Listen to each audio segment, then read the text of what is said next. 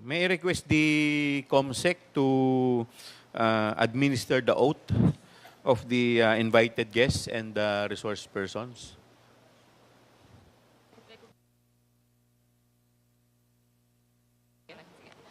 Thank you, Your Honor. To all the resource persons invited, kindly stand up and raise your right hand, please.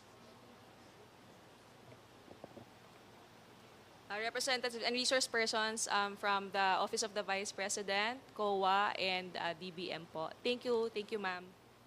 Mr. Chair, Yes, the Honorable yes, Vice when you President. sent a letter to the Office of the Vice President, you attached a copy of the rules Okay. in aid of legislation. Yes po. Yes, sir. Nakalagay po doon na witnesses lang po ang ino-oath. Sabi niyo po ngayon sa amin, resource persons kami. Ang ano po, considered as resource person po. Ang ano po. Kayo po.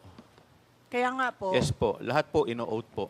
Yes. Apo. Nakalagay po sa rules ninyo, witnesses. Nakalagay po dito ngayon sa table, resource persons. Lahat po considered as resource person and witness. Lahat po naman kayo, lahat resource person pa eh. Wala pa naman po tayong tinatawag na, lahat po considered as resource person pa lang po. Right. Opo. Ang nasa rules ninyo, witnesses lang po ang nag-o-oath.